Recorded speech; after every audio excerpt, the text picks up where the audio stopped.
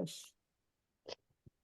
All right, everyone. I think it's about time to start because as always, we have very much that we would like to discuss and hear about. So welcome. We're going to first start with a note from Henrik Nolmark from VREF. So I give you the floor first.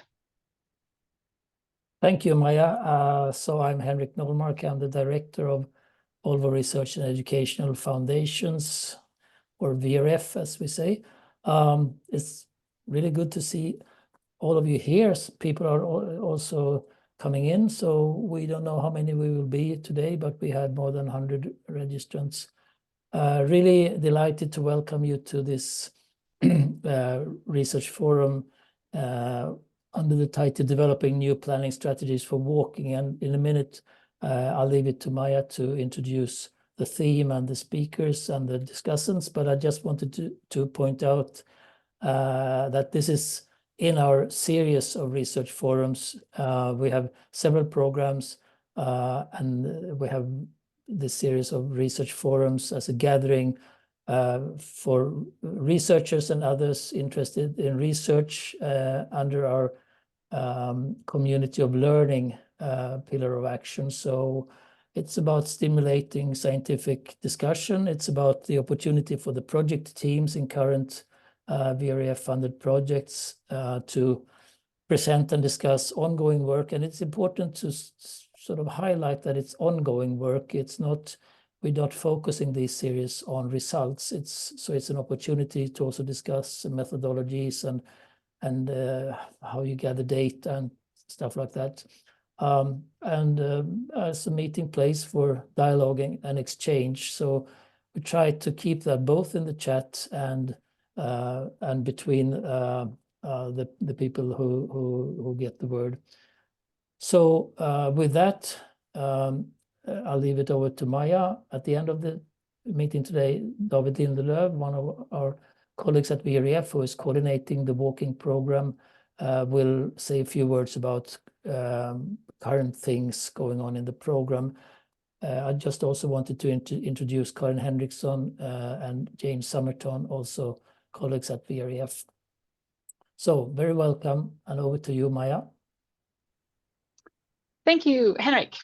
So good morning or hello and good afternoon, wherever you're from. Hello, my name is Maja Karoline Rynning. I am a senior researcher at the Institute of Transport Economics in Oslo, but I'm not an economist. I am a civil engineer and an architect, but our institute groups a wide span of researchers.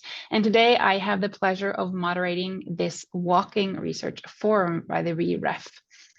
And welcome everyone. I'm excited to see that we are now 47 and still counting participants joining us. And from what you've seen so far in the chat, it looks like we are truly managing to reach out to many people, which is also exciting because one of the things with David we're struggling with is to think about what time do we hold this, because someone unfortunately will always have to get up either super early or have to go to bed very, very late.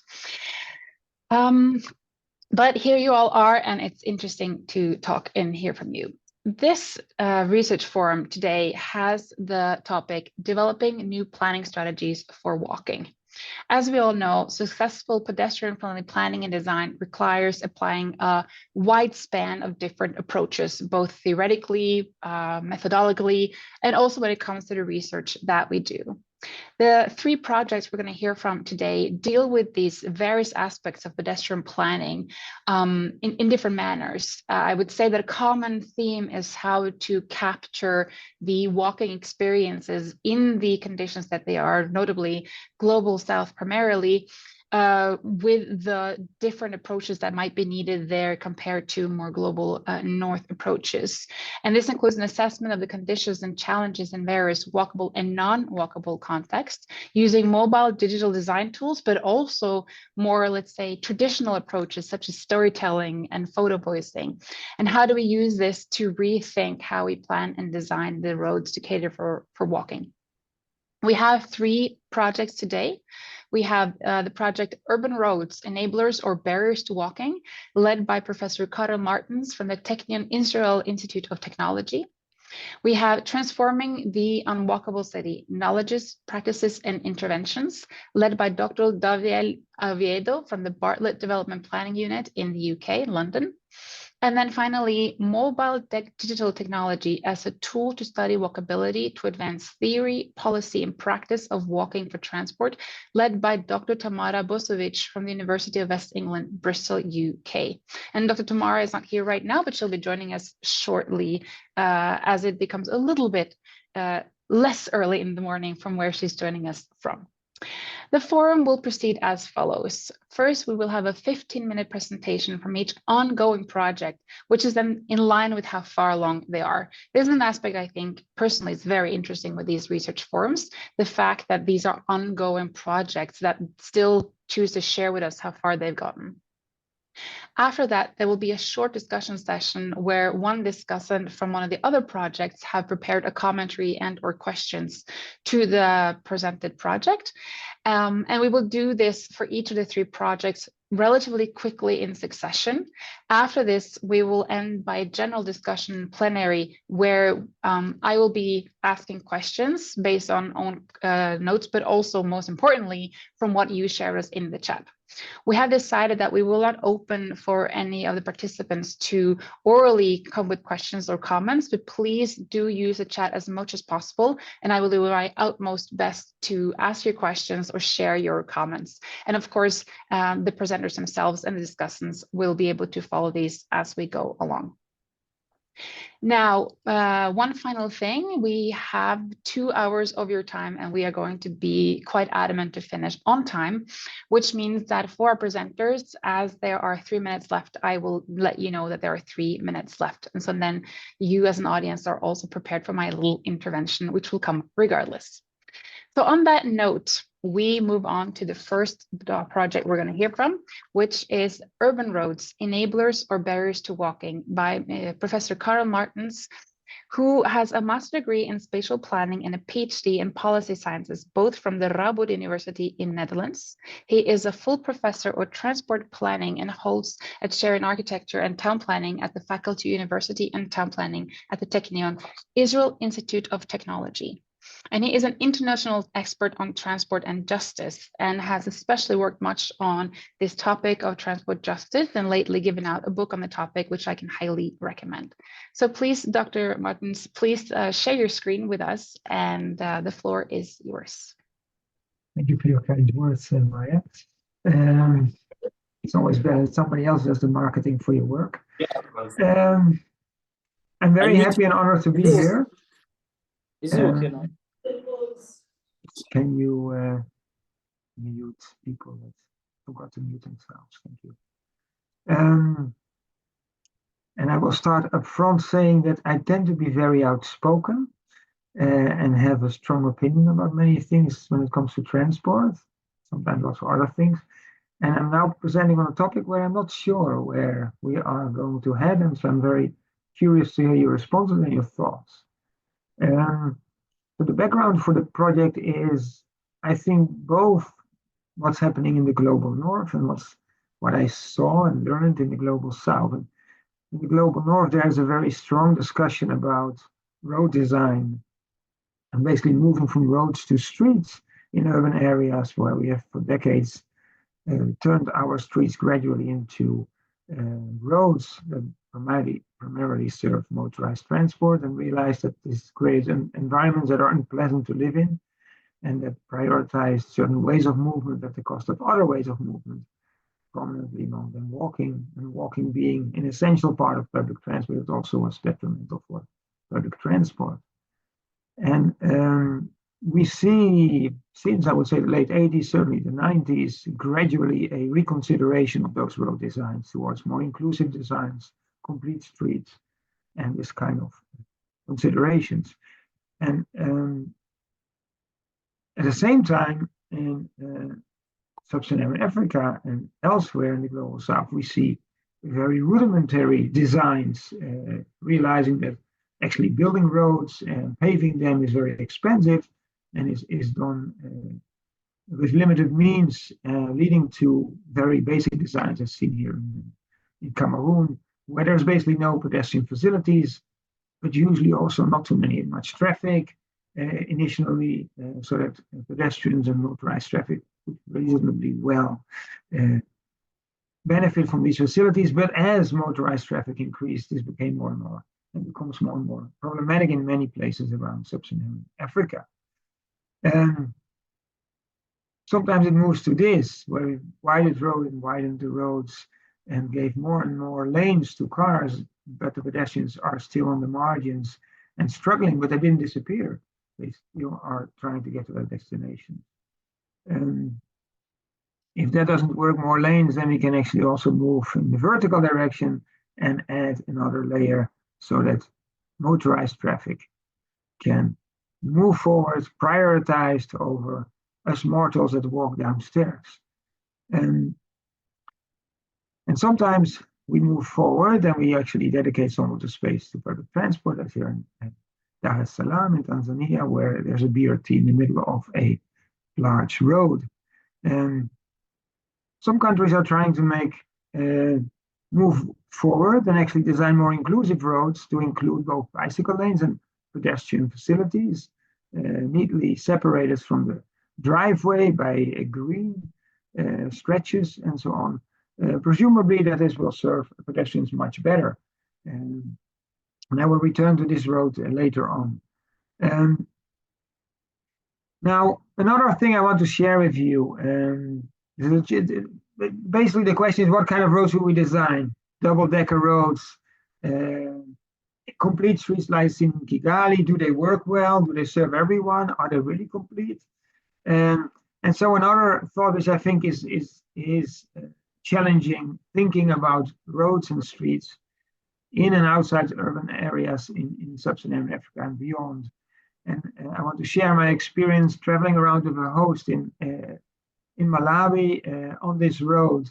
And my host told me the story of the road, that it was pushed forward by politicians against the better insights and judgments of the professionals. And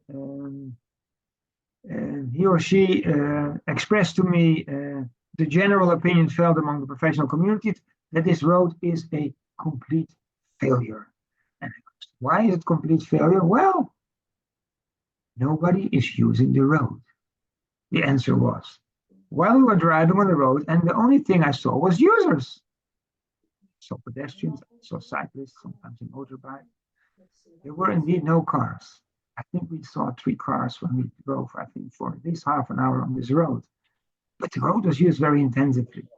And I think this blindness for non-motorized transport is still very dominant in thinking about road design inside and outside streets. And this is what triggered the project. What do we actually know about how we design roads and how it affects people who walk? And the project wants to answer this question to gain insights about better road designs for sub-Saharan Africa cities. A major challenge, I think, and not an easy one to answer. And the project we are doing with a set of people, and the real work is being done by my PhD student, who will respond to another project later on today in the meeting, Chebe Polycarp, who has done already field work in 2 countries, and I will discuss one of those field trips later on. And we have another team members from South Africa, Rwanda and Cameroon joining us in this project, giving us a broad range of different roads and streets that we can analyze. Our research objective is to assess the impact of different road designs on low-income residents' mobility, accessibility, and livelihoods in urban areas of sub-Saharan Africa.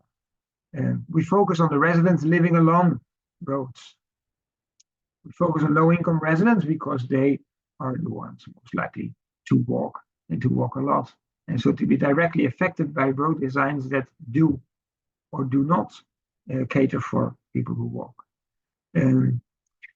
We use a very straightforward forward research design, I think. It's a nested case study, meaning that every city is a case, and within the city we have 2 further cases. So we have 3 case study cities in the countries of our partners, Kigali in Rwanda, Bamenda in Cameroon, and Cape Town in South Africa. And in each city we're going to select 2 arterial roads. And I put arterial between brackets because the term arterial roads already in the history of road design gives preference to motorized traffic as opposed to serve longer distance traffic to allow for higher speeds. And so these are main roads that do lead typically to city centers in those cities, are used relatively intensively by motorized traffic, but they don't have to be defined as arterials in the traditional road hierarchy classification. We use a combination of observation, measuring the road, checking how people use the road through checklists, and most importantly, we conduct interviews with residents. And when I say we, I mean PhD student Chebe is doing the hard work and doing it very, very well.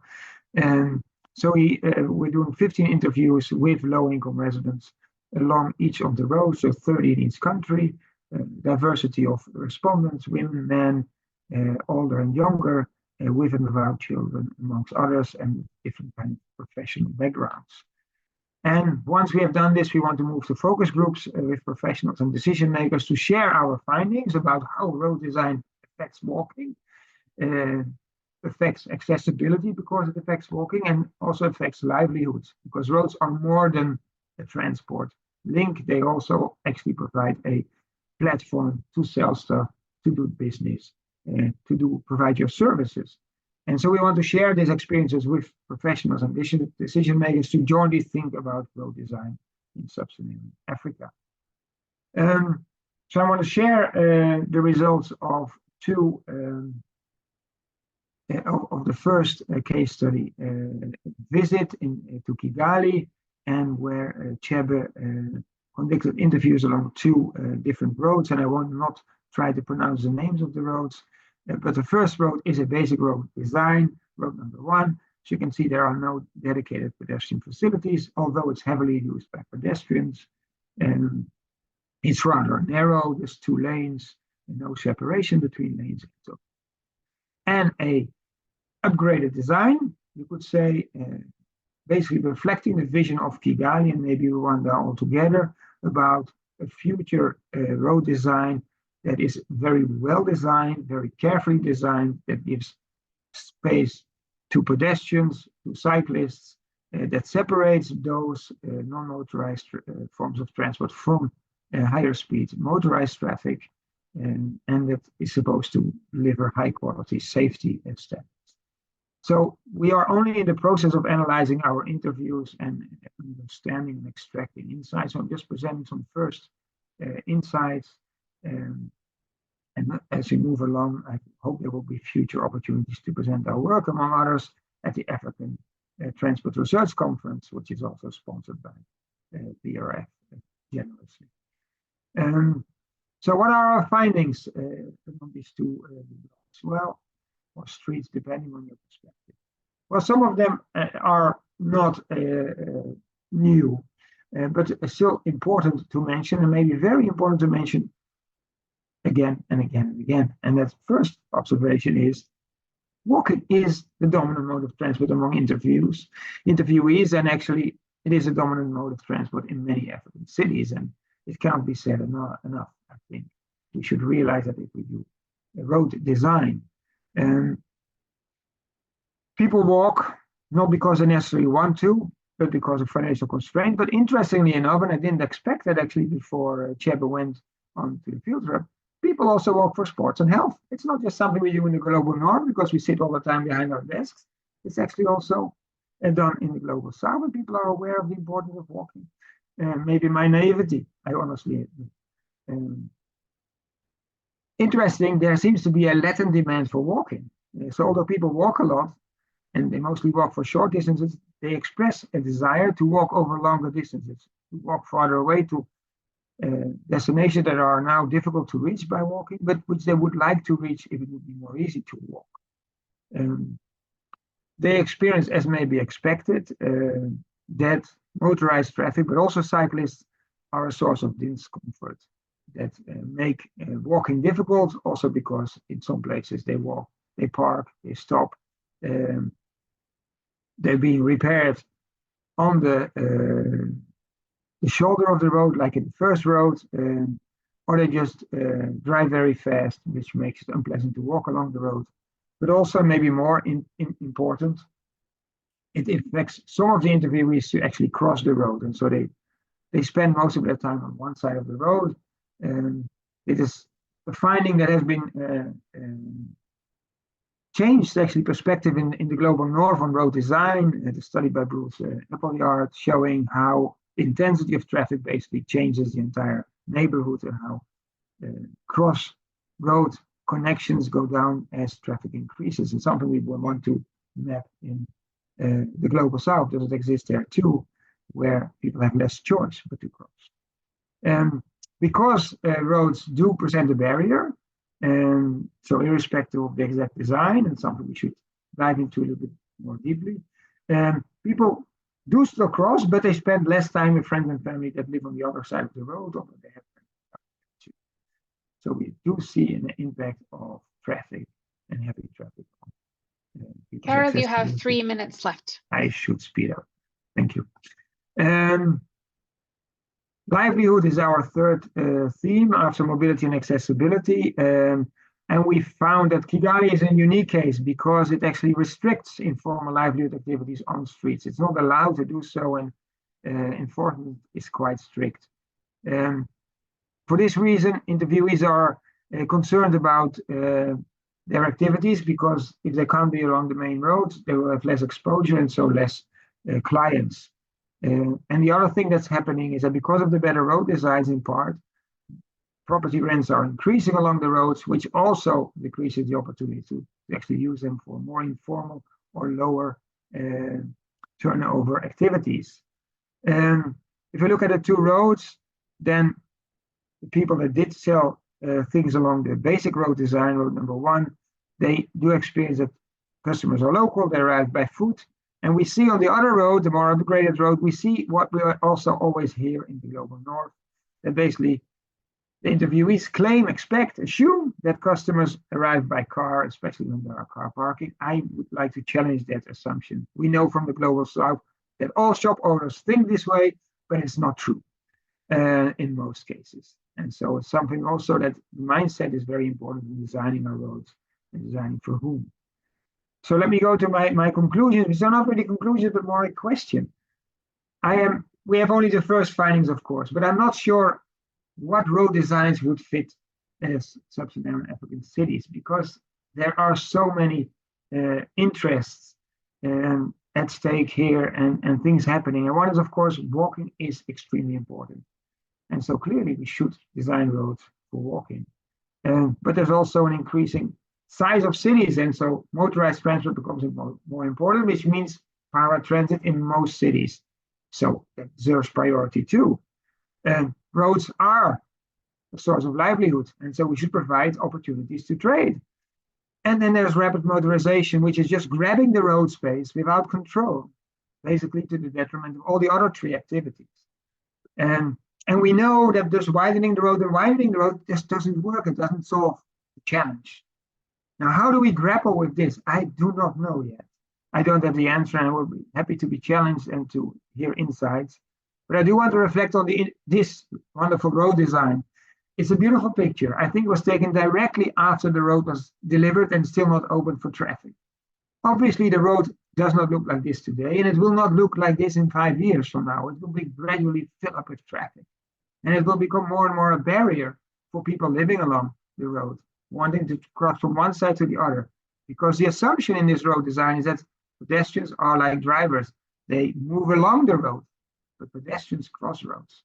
That is more important than walking along the road. And so road design for pedestrians is fundamentally about how do I enable pedestrians actually to cross the road? How do I reduce the barrier effect of roads? And how do we combine this with all the other demands, livelihoods, paratransit, increased motorization? I don't have the answer to that, but clearly the road we followed in the West is not the answer. And so that's a major challenge. So thank you for your attention, and I'm happy to hear the intervention from my colleague. Thank you. Thank you very much, Carol, for a very interesting presentation. I think there were more than one person who could recognize some of your observations, also your thoughts. I will give the floor directly to Dr. Regina Amoaku Sayaki from the University of Cape Coast, Ghana. She is a senior lecturer and former head of the Department of Geography and Regional Planning at the University of Cape Coast. She's a transport geographer who focuses on child and youth mobilities, safe spaces for walking and cycling, transport and social inclusion, and rural transport services. And she has been researching, teaching, and advocating on these topics for nearly 2 decades. So without further ado, Regina, the floor is yours to share your thoughts on Martin's project. And you have about 7 to 10 minutes to do so. And I will give then Carol an opportunity to reply to this. Thank you very much, Maja, and thank you so much, Professor Martins, for this presentation. Your project is so important, and most importantly, getting the views of the users and then matching it up with the planners and designers of the road. I think it's very, very important, and I like the key issues that you're raising in your work. I think it's a very good project, and I'm very happy that I'm being given the opportunity of discussing it.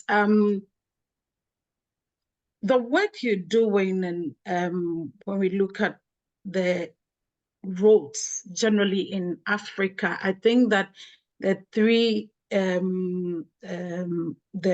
three cities that you chose really reflect mostly what happens all around us. I'm yearning to see the Bemenda one, which is basically what we see around, whether we're walking in Accra, whether we are in Lagos, or most of the African cities. And so I think that this is very important. What I would also want to see you do at the end of the day is, I know you are still in the field.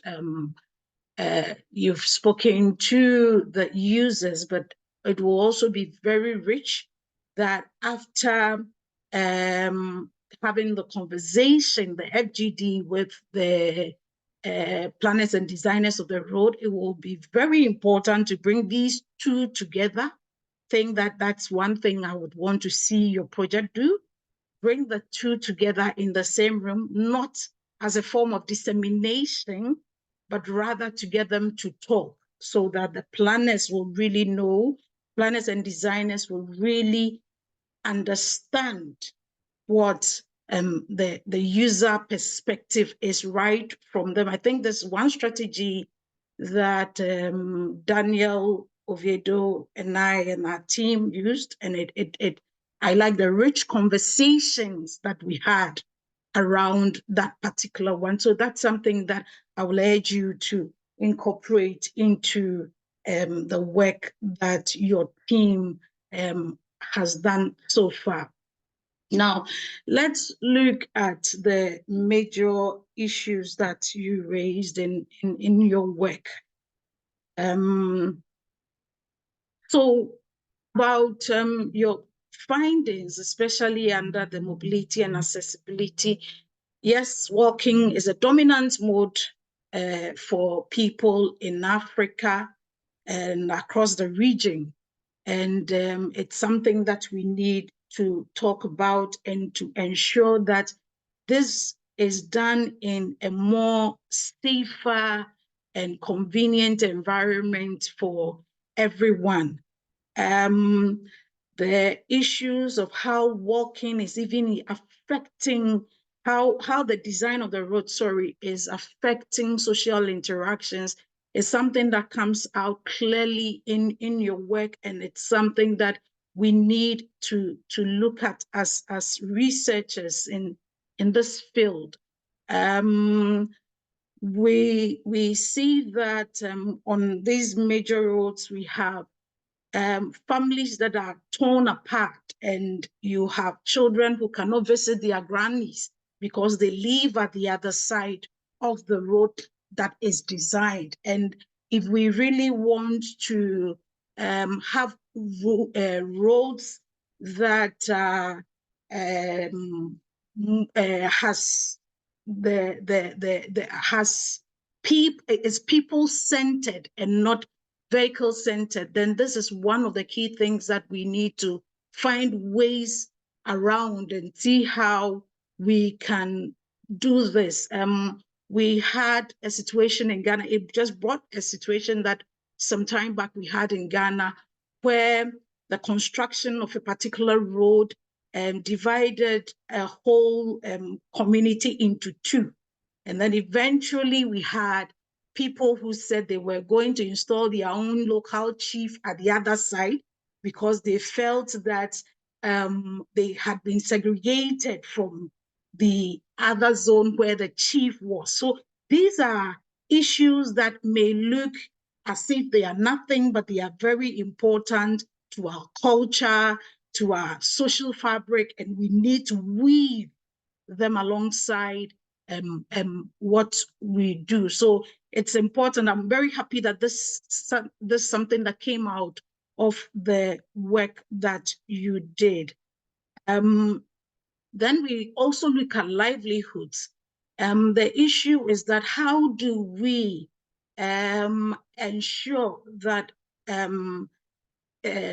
people, especially in the informal sector, small businesses, are thriving along these roads, especially for arterial roads, without endangering them or creating safer spaces for them to operate.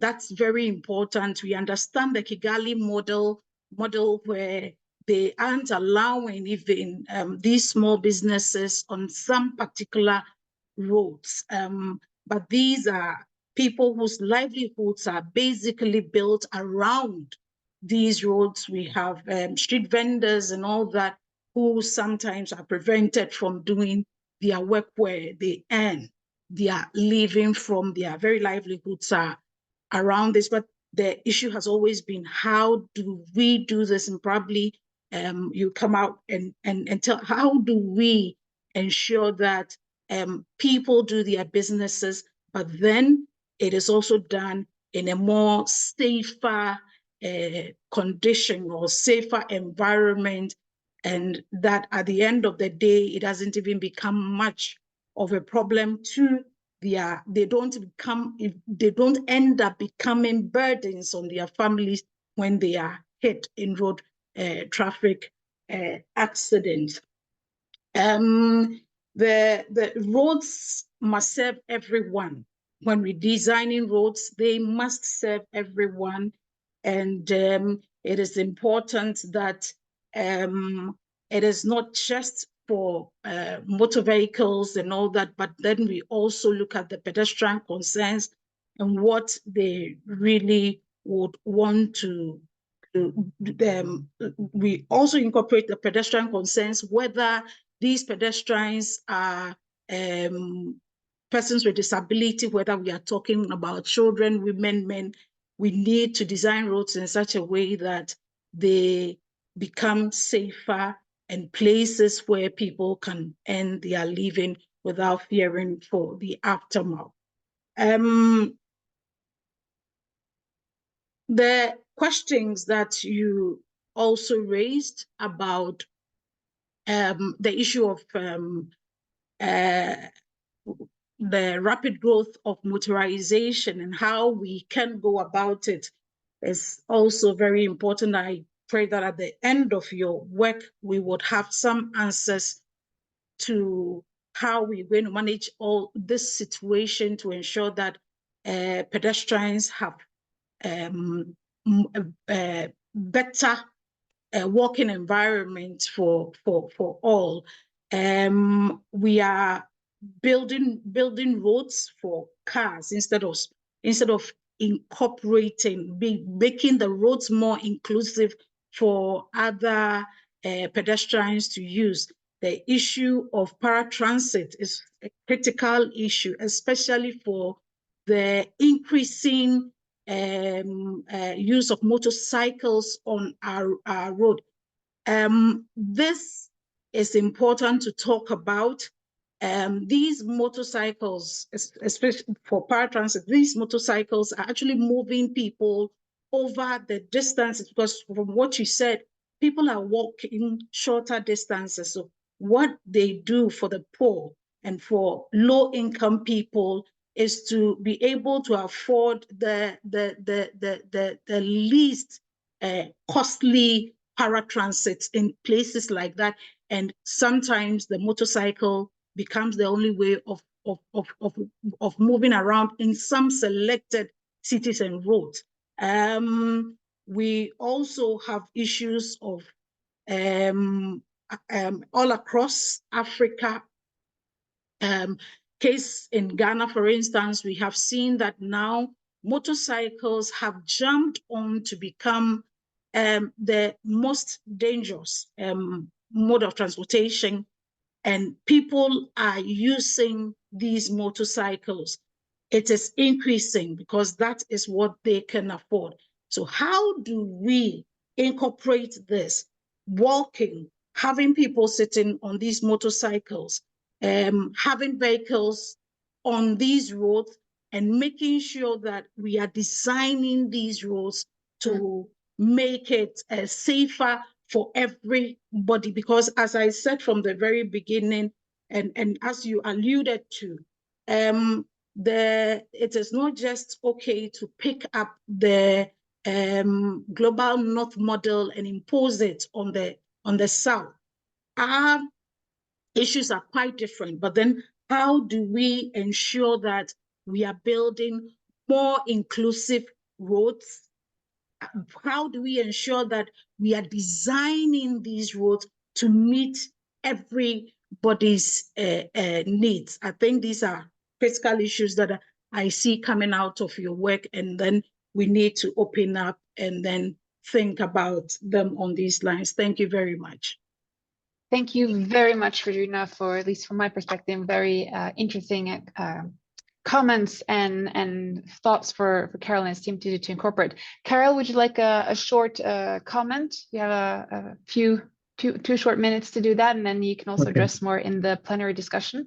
Yeah, thank you. Very briefly, thank you, Regina, for your interesting points. Very challenging, some of them. I think I wrote down bringing users and professionals together. I think it could be very valuable. We also noticed in our interviews that users, residents actually also see motorization as a future of transport. So they kind of embrace, see it as their hope, as their future. At the same time, we know, of course, statistically that it's going to take decades before a substantial share of the population will be able to have motorized transport. And I'm also not sure this is a desirable future.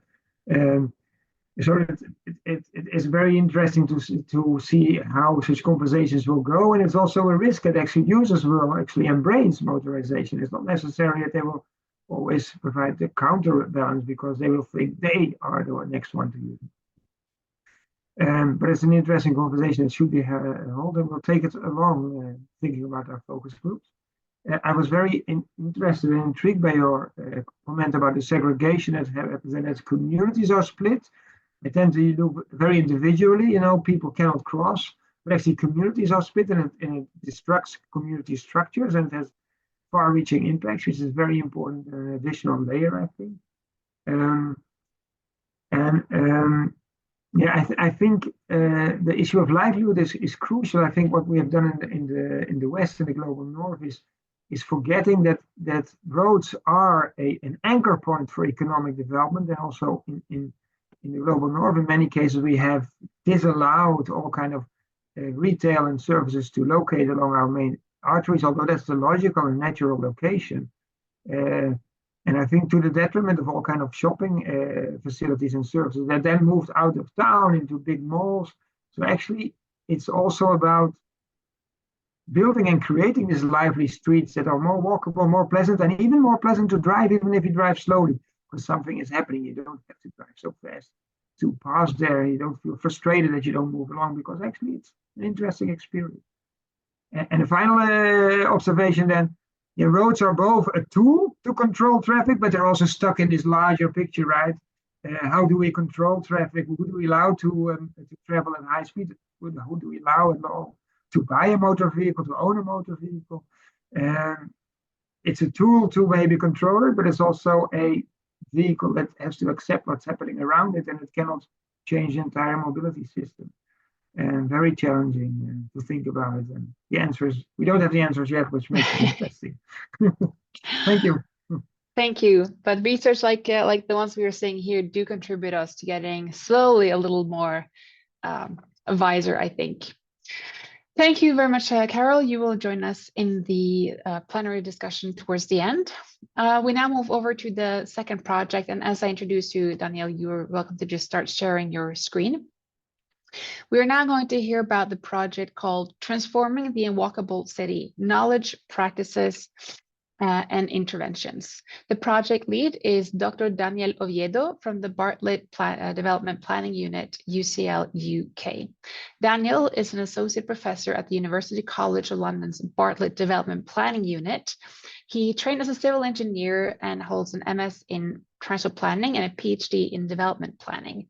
And for over 14 years, he has international experience in studying social, economic, and spatial inequalities in urban environments, emphasizing the role of urban mobility in reproducing inequality and well-being. And as Daniel seems to be ready, I'm just going to say the floor is yours. You have 15 minutes, and I will let you know when there's 3 minutes left. Thank you, Maja. Thank you again to the VREF for the invitation to this event. Following Karel is always a challenge, right? Because he's a personality in himself, and the project is very interesting. But I'm glad that Regina had the chance to bring in some of the elements that I'm going to share today with you.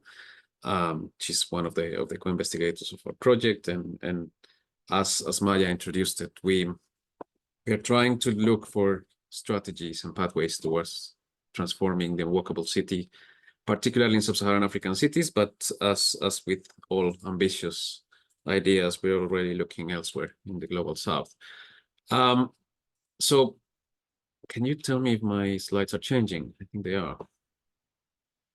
They are all good. Yeah, just to give you a quick overview of what the Walking Cities Lab is, and again, I think this is a moment where we thank our founders, VREF, for the project that we've been able to develop in the last year, which is something. If I tell you something quickly about the history of the Walking Cities Lab, which was formerly Osaka UCL Walking Cities Lab, it starts like a joke because it was a moment where Japanese, a Colombian, and a Ghanaian went into a bar here in London and started talking about walking. And from there, back in 2018, that's where we started having this conversation, and we've grown considerably, not in a small part thanks to this project. So now we have a larger team of partners we're working with in Sierra Leone, in Ghana, and in Mozambique, as well as our colleagues who have moved from both UCL and from Japan to the United States, and our partners Walk21, who are working with us on the policy engagement side of the project. So credit where credit's due. And I invite you to have a look at what we're doing, because what we're trying to look at is those walking cities, which are the majority of African cities, who are not walkable. And this is something that comes both from empirical observation as well as a critical view of the literature. and just to connect with the conceptual pillars of our work, we're looking at walking from in a continuum between objective conditions, or what we can usually see in infrastructure, and the perceptions and preferences of individuals embedded in a larger framework of accessibility, which is the other area in which I have worked for most of my career.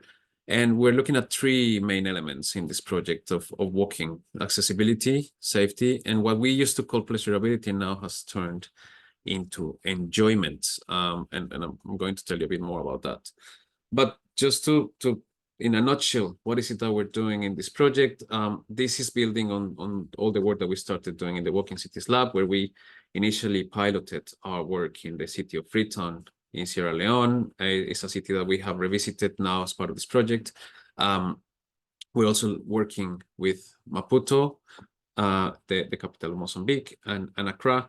And in each of these cases, we have deployed and tested different methods, which range from participatory mapping and citizen science to more traditional spatial analysis, other methodologies such as walking diaries, participatory workshops, photographic analysis and qualitative work. And in each of our cases, which is a neighborhood per city, usually a low-income settlement, in most cases from informal origin, we have been starting looking at different things, at the walking practices and experiences, at the politics of walking and walkability, of the processes of planning or not planning for walking, and at the interaction center periphery and what is happening when organizations such as one of our partners, which is Architects Without Borders, engage alongside with the government on full-blown street transformations.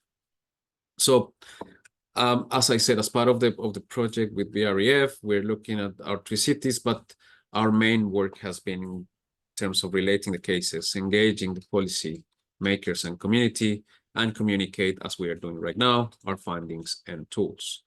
And as I said, this all started with empirical observations. This was part of a different project in which I was involved, which is called the TSON project, and which took me to Mojiva. And the first thing that jumps to your face really is how many people walk and the conditions in which they walk. So from there, we have done all this work, and I'm happy to share that. Hopefully we can take a screenshot, scan the code, look at the link. This research note that I'm showing here essentially summarizes everything that I'm going to show you.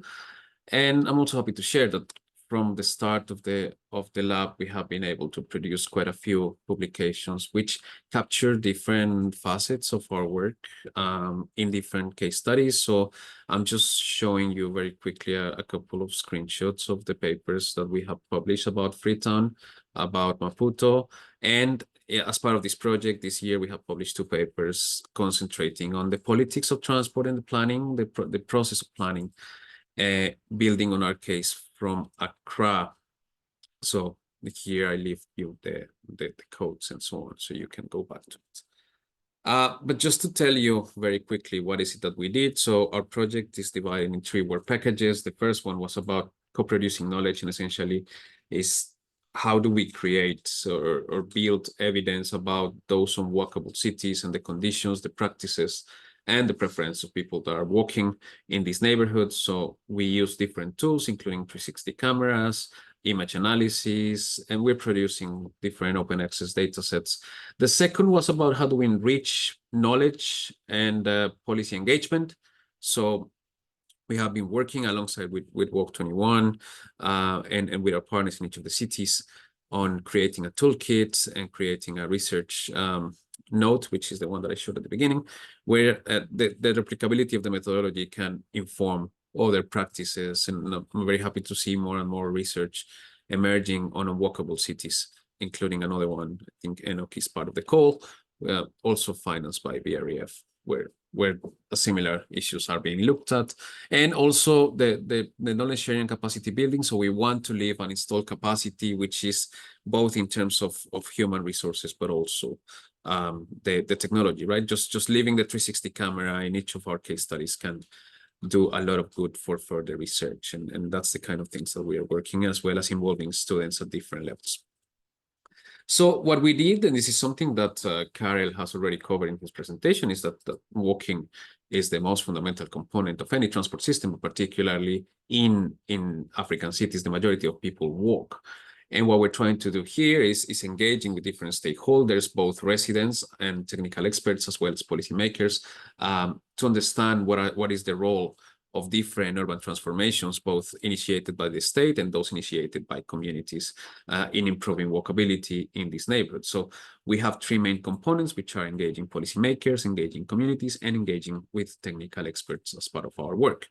And for that, and what I wanted to focus on this presentation is the different tools that we have been using, including from taking people from the Ministry of Transport, as well as the municipalities of the metropolitan area of Maputo, technical people from the World Bank and so on a James Walk in the center of Maputo in the context of events about sustainable transport, to make people reflect about their own experience as pedestrians and literally putting themselves in the shoes of people who need to walk every day. And also using different surveys, different instruments, both quantitative and qualitative, such as the one that I have on the right, to have as an entry point for co-producing strategies to transform these unwalkable cities.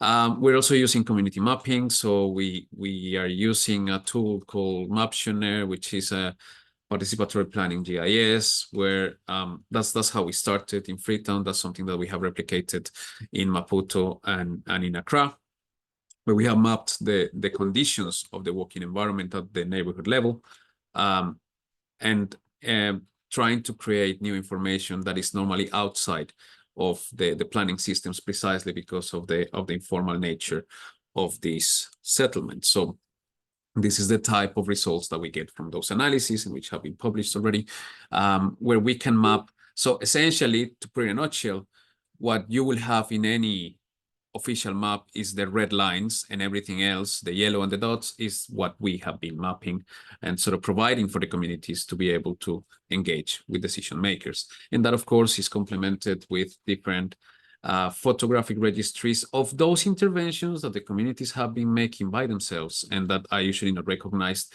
in providing safety, accessibility, and enjoyment of the walking environment. So here are a few examples from Sierra Leone.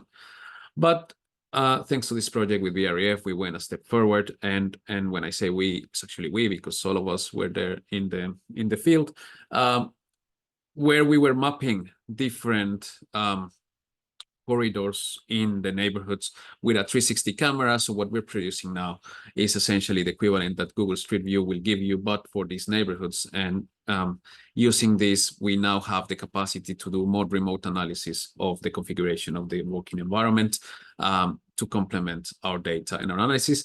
And the data is now open access. Actually, if you feel like studying Mojiva, you can go to this link in the Mapillary website, where we have already uploaded our 360 camera photos, and you have the whole walkthrough that we did in some of our neighborhoods. We're still in the process of uploading the work in Accra, and the one in Maputo has already been uploaded as well.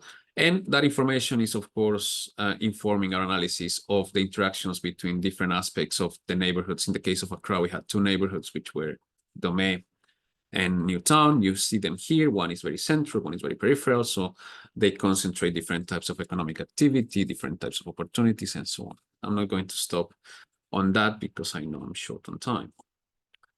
But more important, I think, and this is building on Regina's comment earlier about the presentation from Karin, is that we are engaging directly with policymakers, and we are asking them uncomfortable questions, including what does walking mean to you, and what are the different opportunities that are available for walking, or the challenges for building walking infrastructure in each of these contexts. So we spoke with communities, but we also spoke with technical staff at the different municipalities and sort of public sector, as well as some consultants. And try to unearth why is it that walking has such a low priority in decision making, and particularly in budgeting, which is in the papers that the colleagues of Accra have been leading.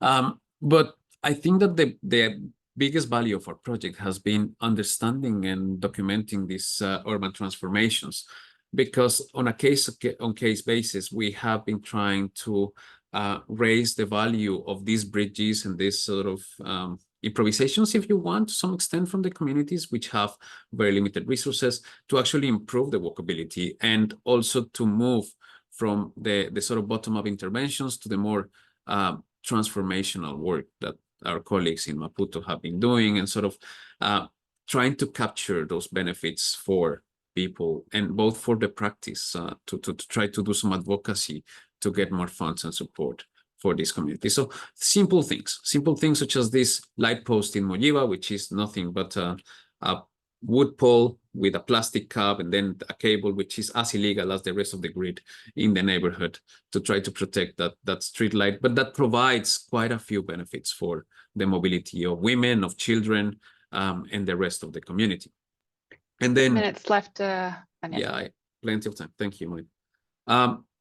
And then we have the work that our colleagues in Maputo have been doing, which have been open streets. And it gives us the perfect natural experiment, because they already did a very judicious work of collecting baseline data of what was happening when the street was 0 meters or half a meter, a pilot that they did, which was a 2-meter wide street, and then the transformation of a 3-meter wide street. So what we're doing now with the data from Mozambique, which you can see here, is precisely trying to apply a walkability evaluation of that street transformation, which was not done because of walkability. It was done to try to improve people's security of tenure of their land. So just to close, what is it that we have done? The outcomes of our project, and I'm not spending much time on the results because those can be read in the papers, is the documenting community-led transformation. And very important, and this is something that hopefully we can discuss further as part of the conversation, is the need for creating space for empathy and learning, particularly from planners, so planners learn from communities, right? And we have made an effort with our colleagues in Sierra Leone to print and to train the community so they're able to actually engage in a more level playing field with the planners to be able to advocate for the type of interventions that they need. We have been building those open data sets that are useful for future projects, and hopefully there's more and more people that are going to be working on this space and in these case studies. And also, and this is something that we have been discussing a lot with our colleagues in Walk 21, is how do we change the narrative around walking? So some learnings and challenge, because this has been a path full of ups and downs, but it's have been very collaborative, and we're trying to share the challenges and learn valuable lessons. The first thing is that walking it remains both a challenge because there are many people that need to walk under unacceptable conditions, but it's an opportunity as well because African cities remain relatively low in that curve, where as income increases, motorization does as well. So it could be leveraged for more positive transformations. Something else that we have learned is that we need to value and acknowledge the local ingenuities and improvisations, which strengthens the foundation for lasting urban transformations of these unwalkable cities. The value of co-production of knowledge with disadvantaged communities, which can help challenge misconceptions about walking and can even weaken the aspiration for car ownership. Also, collaborating with communities creates many added values, but very important is that it can send a powerful message to practitioners who want to do things as they have always been done. I think the benefits outweigh the cost of conventional research and planning methodologies. And finally, and this is just an example, so it's not self-promotion, or maybe it's a little bit, but only a little bit, spaces like the Walking Cities Lab enable this sustainability of collaborative and community engaged project experimentations and peer-to-peer learning that outlive funding cycles. So hopefully we're going to continue doing that. And actually, that's where I finish. In the next steps, we have been refining our framework. So here is a spoiler. We're still working on it, and we're hoping to publish it soon in one of the new journals for nature sustainability, which is NPJ. And then we're also exploring how to test our methodology in other walkable cities. A potential case right now is in the Caribbean, and that's all I can say for now. Thank you. Thank you. Thank you very much, Daniel. Your capacity of providing information insight in your time is outstanding. And thank you for a very interesting and rich presentation. And that little tease at the end absolutely got my attention at least. So the discussion was supposed to be Dr. Tamara Busovic. She will be joining us shortly, but as it is currently 5 a.m. where she is, I am stepping in. So all of a sudden, all eyes back on me, and I have to do more than just humbly guide you through this. So I will do my best to convey what she has prepared. And we will hear from her also shortly on. Her questions and comments relay more to the theoretical frameworks that you have in the beginning, and then there are some that goes more in the methodology. So I think it's a good thing that you ended on what you ended, because then we transpose right onto this one. And her comments on the framework, I'm sure she will then present the framework that she implies, which is a social model of walkability, where it leans a little bit more towards the theory of affordances and suggests that objective environment is perceived and experienced by people, leading to choices in terms of walking behavioral. And I do see, personally, I think I see a lot of similarities. But one of the questions that she had, and it links a little bit, I think, to also what you had written about in the application, where you do highlight the need for a different approach, global north, global south. And so if I'm to frame it also a bit based on what you presented here today, I think one of the first questions that would be interesting to have some reflections upon is how and why, if at all, if you agree with this, but how and why is the conceptualization of walking in African cities different from the more, I would say, approach that one potentially has in the global north? I would maybe reframe that to say, do you find some needs to refine and adapt the theoretical framework, seeing as I think it's easy to say that a lot of the research on which we base our frameworks on walking and walkability do stem from research from the global north. I would even say a lot, up until recently at least, also from North American context. So that would be something to maybe elaborate a little bit upon, because it's interesting to get that transportal. And then she also has a suggestion regarding feasibility and disability. As she writes, because in her opinion, the dimension of feasibility is missing from the dimensions that you highlight, because people can be disabled by their environment, meaning as how the environment itself may do so that sensory and motor impairment, or not having car available and so forth, may be enhanced by the environment. Her suggestion is to discuss the dimension of feasibility and non-feasibility, and discussing ways in which walking environments can discriminate against people with sensory or motory impairments. Now, I know this isn't directly part of your research, but in line with what you are developing, it would be interesting to hear if you have some observations relating to this. And also, when you start talking about minimal infrastructure requirements, one of her suggestions is that maybe some of the requirements might be those without which walking is perceived as non-feasible. So basically, what's the bare minimum, and how do we include more common all of them? And then there are two questions that I would like to also leave you with, and then instead of me continuing, I will leave you a little bit more time to elaborate.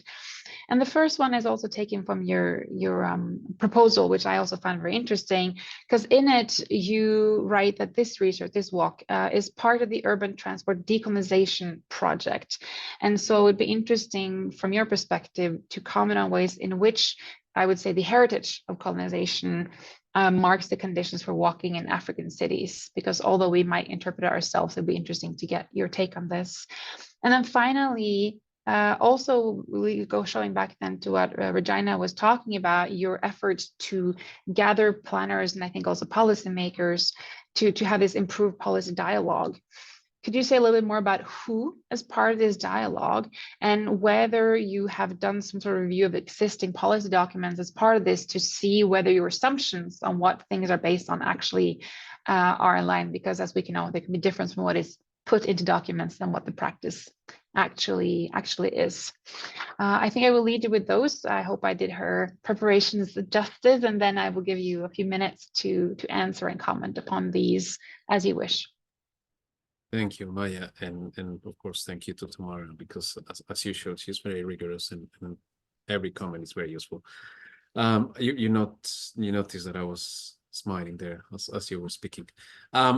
Okay, let's start from the beginning. I think that the reason, and I'm very glad that you brought up the theory, because the truth is, yes, that the dominant discourses and the dominant theory that we have about walking is coming from the global north, not only about walking, actually about transport in everything.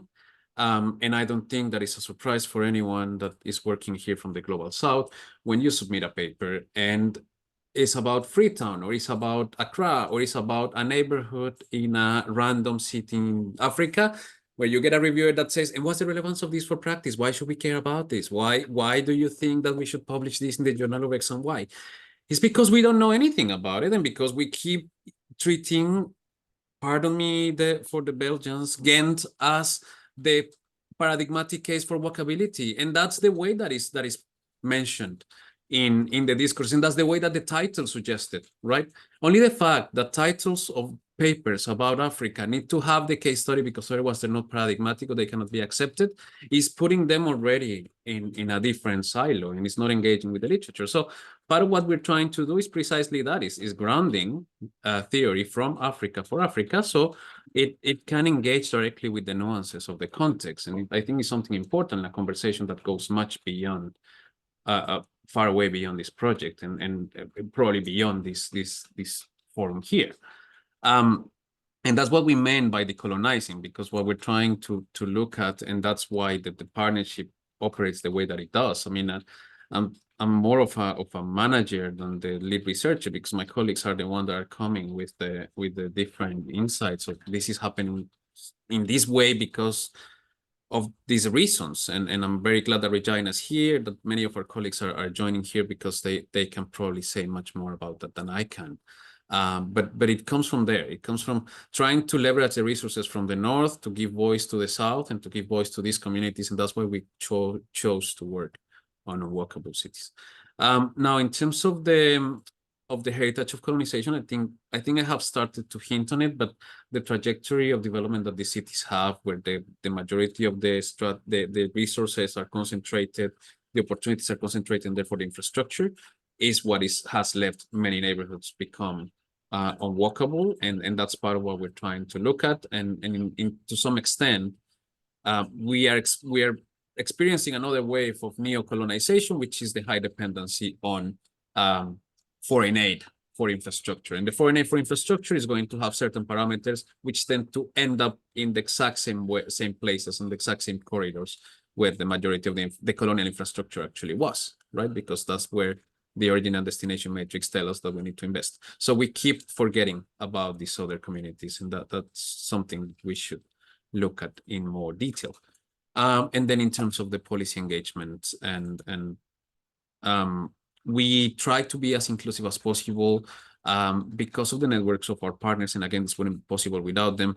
We have had the chance to bring from community leaders and community members to people in the World Bank, in the case of Freetown and in the case of Maputo, who are at the moment working in different projects for urban renewal, and everything in between, including in some cases direct engagement with the Ministry of Transport to try to gauge very different perspectives. And actually, as I said, asking uncomfortable questions, such as getting people in the Ministry of Transport and asking them, do you walk to the office and why not? And hearing stories of a technical person in the ministry saying, I once decided to walk and my wife started receiving calls asking if I was either mad or we were broke, tells you a lot, right? And that's what we're trying to get, those narratives that are underpinning practice. So yeah, I mean, I think it's very important to be inclusive. We probably missed some people because it's difficult to get to everyone, but hopefully it will be a starting point. And I'm not going to say much more about the framing, because I know Tamara has a lot to say about that, but that teaser that I showed, which I'm going to put for 2 seconds on the screen, is trying to capture precisely those things. So our learnings have led us to reflect on the 3 components, but also on those structural conditions that are affecting how they play out for different people with different identities, including those with disabilities. So issues of governance, environmental shocks, what I was saying earlier, those development pathways, which can be connected directly with colonization, cultural values and resources, and those resources can come both at the individual and the community level. And then we're doing a whole other set of things which come actually from my brilliant PhD student, Maria Jose Nieto, who is one of the key researchers here, of thinking about this as a loop that moves from the experience of the individual to the reactions of the community. So that's where we are, but every comment is very appreciated, and we're going to try to incorporate it. Thank you very much, Daniel. Just a quick, you were saying this, you were saying something about publishing. So this is now under review, because I'm sure there are plenty of the people in here who would like to be able to read more. So just. Yeah.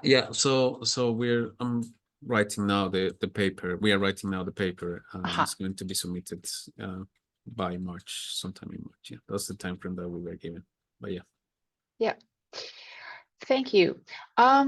As far as I can see, we have a little bit of a delay from our final speaker. And so I suggest that David, in between this, because you were going to end the research forum, which giving us some highlights and teasers for the time to come. And so my suggestion is that you do this now while we allow for a little more time delay. to see if we manage with our last presentation, and if not, we will jump then to plenary discussion. So as David is preparing, I like to remind everyone that we are having a plenary discussion, and we are more than happy to ask your questions. So we hope you will actually come with questions or comments that our presenters may reply to or reflect upon. So please do use chat for however you would like. I'm trying to do my best to follow, and maybe I've missed some, but I can't see that there are too many questions or comments yet. That's okay. There's a lot of information to take in, but please do use it. And if you're ready, David, give us the news from VREF to come. Can you hear me? We can hear you, but we can't see your screen. Okay.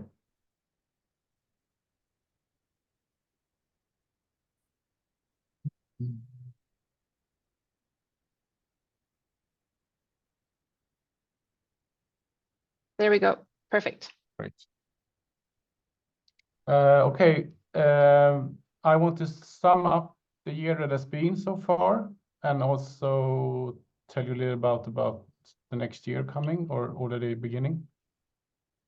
And just a reminder that the Walking as a Modal Transport program contains 3 pillars of action. I would say that all of them are represented today: knowledge building, community of learning, next generation scholars. And we have 4 themes, as you see on the left, that the calls are about, the projects are about, the discussions are about, leading to hopefully great outcomes, networks, and impacts. And I was intrigued by Daniel to show some pictures. This is actually from the workshop we had in Walk 21, Kigali, Rwanda in October, where Daniel's presentation is being discussed by Pascaline. And also we had a plenary talk from Gina Porter about gender perspectives on pedestrians in Africa, for instance. And a lot of you were there as well in the room and at the conference. And I think Jim Walker is joining us today. I saw him before, at least. So we've had 8 projects running. You've seen 2 being presented today, and hopefully the next one is coming as well. And they have been forming 3 research forums. I hope some of you have been to all of them, and we have managed to collect them into, I think, coherent themes that spurred great discussions as well. And we have also had parallel smaller studies where Andres Sevcuk from MIT, he held a seminar at MIT this October, I think it was as well, about modeling of pedestrians, and a report is due to come soon. We helped Walk 21 with doing a scan of walking strategies for nations on nation level, and we also a course on the topic in Lisbon in September. And we also a project by Lake Sagaris in Santiago, Chile, about car-free Sundays in Bella Vista. So a richness already, I would say, in projects and themes. And just to say a little about this year as well, we have granted 12 projects, so 4 more projects than 2023. And they are about to begin, of course. We hope and we want to share them as well on these kind of walking research events. And we also hope to have a walking workshop, a physical meeting somewhere with the VREF community of walking. We plan to have more special studies and projects as well. We're also beginning a phase of planning the next phase of the program. So the 2024 year of 2024 is similar in one way with 2023, because we have a lot of exploratory projects in many different countries. I can show you I won't present them all here, but they are interesting projects about very different things, about different groups in different cities, contexts, parts of the world, different methods. Yeah, so you'll be seeing a lot more about this in, for instance, the coming research forums in this year.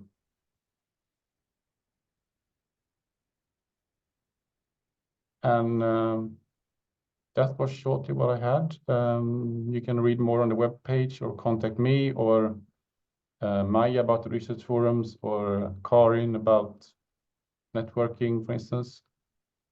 So feel free to do that.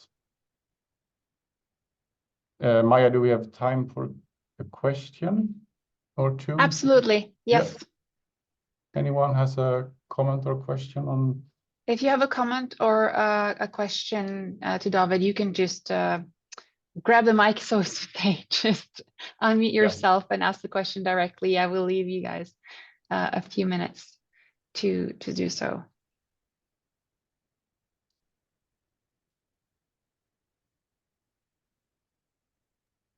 Maybe the obvious question, will there be a call for a new proposal in 2025 or for 2025?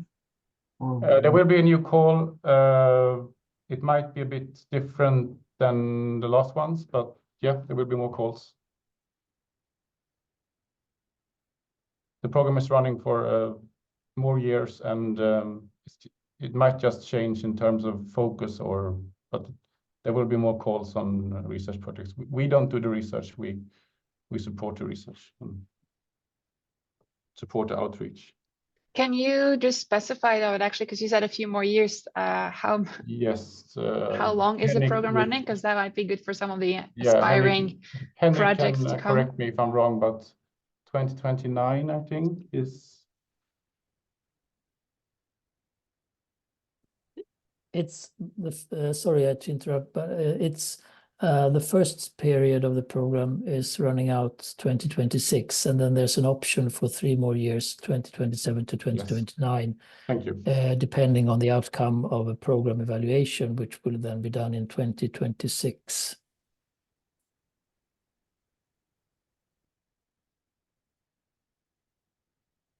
That is great. So there are time for a few more questions. We had a little, Tamara is right around the corner, but we had a little bit of confusion and a time delay. And so the poor, she's unfortunately coming on, it's closer to 4 a.m. than 5 a.m. at her place. So that is on, I would say, David and myself. I apologize to everyone, but she's there. And so we will just take a short break where you can please use the chat so that she has time to get ready, because I am probably not the only one who's looking forward to hearing her presentation. So everybody just breathe. Yeah, I take the opportunity to recommend everyone who is not already signed up for our newsletters to visit vref.se, and at the bottom of the start page, you can find a form to sign up for newsletters on walking and our other programs and the general VREF newsletter. So that was the ads. Thank you. Thank you very much. And I see that we now have Tamara with us. Please, everyone, give a big virtual applause for her joining us so quickly. Tamara, are you here?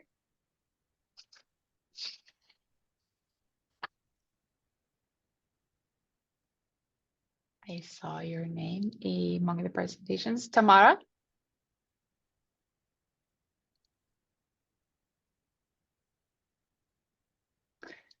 Perfect. I can see you, and I'm sure the sound will be ready very shortly. Hi. Hi. Hello. Good afternoon. Very happy to be here. Good yes, morning. I'm glad you could come. And again, I have apologized for the time confusion. This is not always easy, although we tried to count the hours back and forth. So thank you for joining us. So we will go straight to your presentation. And so you can just share your screen while I present you. And if there's a hiccup, I can take over. Nope, it seems to be going fine. Absolutely. Perfect. So this last project we're going to hear from is mobile digital technology as a tool to study walkability to advance theory, policy, and practice of walking for transport. The lead is Dr. Tamara Bosovic from the University of West England, Bristol, UK, although I think right now you're joining us from New Zealand. Yeah. Tamara is a walkability researcher with a transport engineering background, and her research focuses on urban systems retrofit, supporting low carbon transport, equity of access for people of all ages and abilities, public health and livability. And she's currently a postdoctoral research fellow at the Center for Transport and Society, University of West England. And so without further ado, as has become the thing I say, I give the floor to you, Tamara. You have 15 minutes and I will let you know when there are 3 minutes to go. Excellent. Many thanks, Maja, for your introduction. Hello, everyone, again. I will present our project on behalf of our whole team, and the title you have here, the short title, is the title we have given it for the public, walking environments and experiences. So the context we're interested in is on the one hand, as we all know, the need to enable and encourage walking as both means to climate action and social justice. But we also have the fact that walkability is contested. First, there is no consensus on the importance of the quality of walking environments and what quality is and how we can measure it. And second, there is not enough understanding and evidence on how quality of walking environments associates to people's perceptions and the importance of people's experiences. So that's our starting point. The theoretical model we use is the social model of walkability, and here is its simple form. And you can see on the left-hand side the destinations people can walk to, street environments, transport systems that associate to walking as a behavior on the right-hand side. And this association is filtered by perceptions or experiences. And perceptions are ranked as a hierarchy, from the most basic being feasibility, is it even feasible for me to walk from A to B, to more sophisticated perceptions such as pleasure or comfort. And we have individual, social, and trip-related factors that moderate those associations, meaning that a same feature of the environment can be perceived differently by different people. And as I mentioned in the context, this association between objective environment that people are experiencing and the way the people are experiencing this environment, that's something that we don't have quite enough evidence. So the objective of our project is to design an app-based methodology for collecting walking experiences and environmental features, and to be able to assess those associations. And for that, we use an already existing app that is free and a specific app that is specific to walking, which I will present. And we also mostly use already existing data, the aim being to test the feasibility of using elements that are already available to help towns and cities improve walkability. And we are piloting this methodology. We're piloting this in 3 locations, 2 in the global north, 1 in the global south. And in each location, we have 2 contrasting routes. And I will talk about this in a second. And we would like to formulate both methodological and walkability related recommendations. So here are our locations. We have San Martin, which is province of Buenos Aires, Argentina, Bristol, UK, where I'm based, and Tamaki Makaurau, Auckland, Aotearoa, New Zealand, where I currently am, for different reasons. And the partners of the projects are, so we have 3 universities: Auckland University of Technology, National University of San Martin in Buenos Aires, University of the West of England, which I represent. And we have 2 private partners Go Jointly, which develops the app I mentioned, and Tranquil City, which does the data analytics that feed into the app and that do extra work for this project. So given that this is a pilot and that we are testing methodology, this afternoon I would like to focus on the methods for gathering environmental data, and especially noise and green data, because I think there are some complexities, and I think that's where we could contribute to future research. So here, first to explain better our methods, as I mentioned, in each city there are two contrasted routes that people are invited to walk. So here on the right-hand side, you can see that's the example of Bristol. Both routes, and in each case, both routes connect the same origin and the same destination. So here is the train station, is the origin, and a point in the historical city center is the destination. And you can see the first image, you have a direct, what we call a direct route, which in this case goes along a relatively busy street. And we have a tranquil and green route. The idea is that a tranquil and green route has lower noise, higher greenery or blue infrastructure, and we accept up to 25% length extra. I should specify that we have tried for these routes to be accessible, so they are roughly say under 1 kilometer. The direct route should be under 1 kilometer, or roughly 10 to 15 minutes on foot. That was the choice to enable participation to different people, even elderly or disabled people. And we are also trying to have routes that are that have universal design features that are accessible to mobility devices. So the data we gather is we have both desktop data gathering regarding routes themselves, and these are noise, greenery, and crossing infrastructure. And I will talk about those a bit more in detail. Crossing infrastructure is, of course, really important because crossings can be barriers to walking depending on their design feature. So that's something that we thought would be interesting to examine.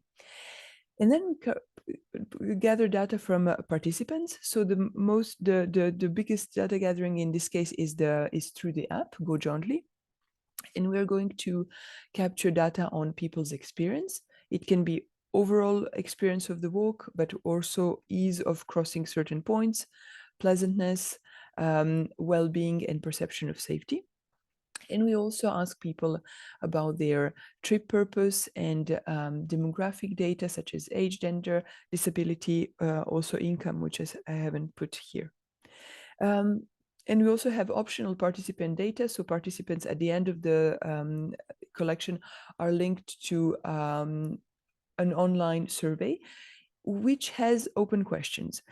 And the reason of doing it this way is that we would have loved to have open questions in the app, but that would have asked extra development, which was not in scope of this project.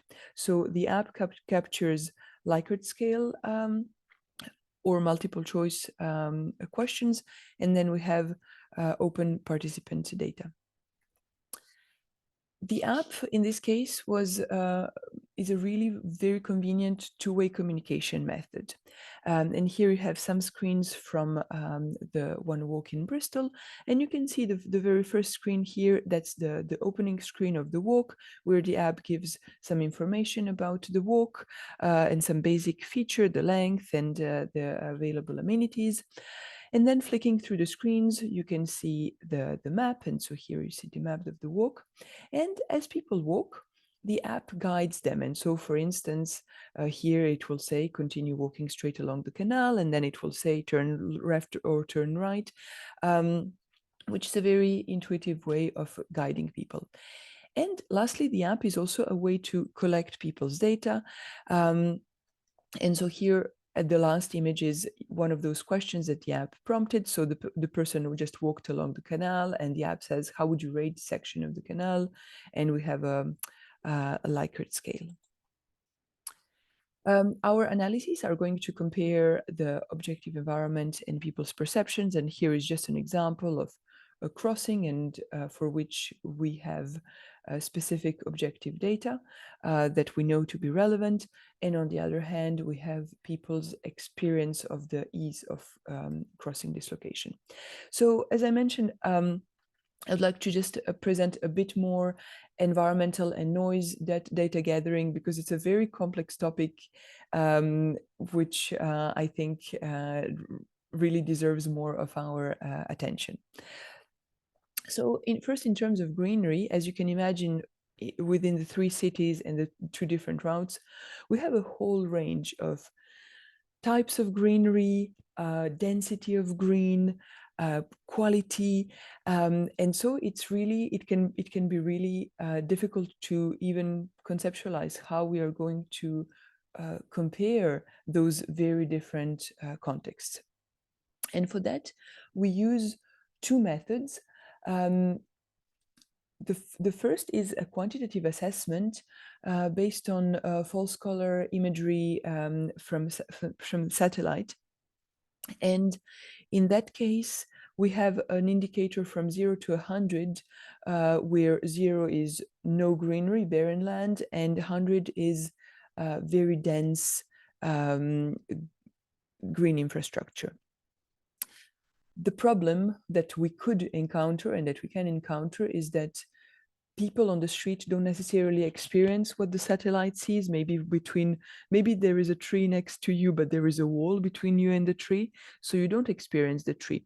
So we complemented the satellite data, but by qualitative assessments from the street, walking the routes that people walk and seeing what they see. First, we examined the presence of trees and other green features using healthy street indicators, and we also examined their condition and maintenance. So the condition is how green and lush are they, and the maintenance is maybe rubbish accumulated or deterioration, or on the other hand, good quality maintenance. The noise is also an even more complicated topic. We use on the one hand, modeled levels of traffic-related noise, and that's data that is relatively easily available. Those are generated by Tranquil City, and here you can see a heat map of noise. This is Buenos Aires, and you can see the complexity. You can see how these are the 2 walks, the blue and the red, and you can see how people might be on streets exposed to some noise, then on quieter streets, then again there is some noise, and this is only traffic. We have all kinds of noises around us. We have it can be both mechanical and natural noises. So we complemented this quantitative assessment by manual assessments, both quantitative. We were with sound level measurement, doing measurements at different times of the day and in different points of the walks. But we also did a qualitative soundscape assessment, and this is really listening to what is happening and really listening to what kind of noises dominate, and that's especially to distinguish between those mechanical noises and natural noises. So 3 minutes to go, Tamara. Sorry, 2 minutes. 3 minutes left. Okay. So you can see the complexity, and green and noise also interact, because if in a green environment, people will tend to perceive their noise differently. So the outputs, we're going to have a report, we're going to have a summary for professionals and advocates, which is important for us to disseminate the findings and to help really improvement of real-life cities. A methodological paper and a blog that is running, that you can it's walkie.blog, where we put different milestones of the project, and the idea was to have a bit of a more interactive and communication. So this is for me. I'm just going to quickly show my references, and I will be very happy to take questions. Thank you very much, Tamara, for an interesting presentation, and I am very much looking forward to see the outputs from your project when it comes towards the end. Also to hear more about how the collaboration with these other businesses has gone, because that can also be sometimes a little bit interesting in a research project. But we are going to go straight to our discussant, who is Chebe Polikab, also from the same institute as Karel. Chebe, are you ready? And as you prepare yourself, Chebe is a PhD candidate under the guidance of Karin Martens at the Faculty of Architecture and Town Planning at Technion. He has a master's degree in human geography from the University of Yaoundé in Cameroon. And as a doctoral researcher at the Fair Transport Lab, Chebe concentrates on studying the impacts of road and street designs on walking as a mode of transport in urban areas of sub-Saharan Africa. So Tamara, if you finish sharing your screen, we will leave the floor to Chebe, and you have up to 10 minutes, Chebe, with your comments or questions to Tamara. Thank you very much, Karoline, for the brief introduction, and thank you very much, Tamara, for the wonderful presentation. I am so excited this evening to be part of this forum, and of course, it has been a wonderful learning session for me, and I must confess that each time I attend forums like this one, I'm always very grateful because it's opened up my mind and then exposed me to different dimensions and helps to shape my own thoughts in the research that I am currently doing.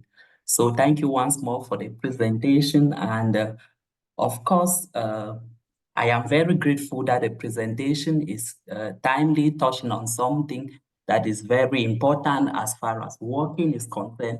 Walkability, which sometimes is how much people are going to work, because when you compare the barriers or you look at the incentives or the barriers that are associated with walkability, they greatly shape how people are going to work. And then I'm so happy that the presentation is rich, covering a broad geographical area that is the global north and of course the global south, which gives a broader perspective to actually come out with a comparative analysis to provide more richful insights that can help us to actually understand this concept. And very interestingly and exciting is to hear about an app that measures walkability. I think this is common with other modes of transport, and if you people are developing an app, they go jointly, which can help us to collect data for walking. I think it is a step forward, which is very laudable, and of course we are looking forward to see what is going to come out of this app, and probably whether it will be made available for the public to conduct similar research. So I don't know whether this app already is available for the public. Maybe you throw more light at the end in which other people can actually use this particular app to see how they can maybe enrich or conduct similar studies in other parts of the world. And then I'm equally happy that the project brings together it brings together a rich team of diverse experts from different fields, bringing together practitioners and even those who develop the app in order to make the study actually a rich one. And of course, I think on a general scale, it's very rich, and we will be expecting and looking forward to see the outcome of this study, which I think is very timely and will help maybe to shape working in general. I have some of the worries that maybe I would like to ask, and maybe you can throw more light, or it will help to shape maybe the thinking into the project itself. The first one, I think you touched aspect of it. When I read the proposal of this project, I read it so keenly, and I was anxious when you talk about using the app to ask questions. I was like, how are the questions going to be asked? Are the questions going to be asked orally? Will the response be orally? But from all indications, I am seeing that the questions will be asked and then people are going to respond. And then the next thing that caught my attention was the choice of participants that are going to respond to these questions. I saw you brought a broad or a diverse group of participants involved. That's children, inclusive, disabled, and other people who are low income. And I have a small worry with this group of people. Are these people, what basic skills actually do these people actually require in order maybe to use this app effectively, especially the case of children? If children are going to be part of the participants for this study, what basic skills will these children be required to use? And maybe other people, I don't know, who may be disabled and some other, how possible or effective would they be able to actually use this app to actually collect data for this study? Maybe you may need to think about that or help throw more light on what skills do the participants actually require in order to participate in this study effectively. And then the next question I have was regarding the time from the presentation. I learned that the participants are going to work from a particular starting point to an end point on two different road axes that starts from the same place and then ends at the same or have the same destination. So my question is, how many times are participants expected to walk along this route? Do they work as many times as possible, or each participant is to work once on a particular road? And if they are to work once on a particular road, what specific time of the day are they expected to walk along this road? Is it maybe probably during rush hours, or is periods of the day where traffic is free, or maybe season? What season exactly are participants expected to walk along this road? So maybe it will be very great. It will be very good if you can throw more lights on that and equally think about this in the study itself. And then, as I already asked, whether the app is already available for the public, whether some other people can equally get access to the app. Then the next question or worry, how would the participants for this study be selected? I think you said there is, apart from the app, we are going to have some online interviews. I think it would be good if from the proposal itself, I did not see how participants for this study are actually going to be selected. Maybe if you think about that, or try to throw more light on how participants are going to be selected. And as I said, who will be part of the study, how will this person be selected, and others. It is also going to be great, and of course, very useful. And then the last aspect that I have, maybe you think about that, is the ethical consideration about this study. Whether, I don't know whether you have taken into consideration the ethical consideration associated with the study in terms of, if you are going to use children, what ethical considerations are you going to consider for these children? If disabled people are going to come in, do you consider what ethical measures are you going to put in place to ensure their safety while they use or while they participate in this study? And yeah, briefly, I think those are some of the comments that I could pick from the study. Generally, as I said, I'm very excited and looking forward to have feedbacks or to have results about this study, especially the fact that there is an app that can help us to actually assess walkability, which is so interesting. So maybe you will be looking forward to get more insights from you in course of the research. So thank you very much, and Thank this is what I you. have on my end.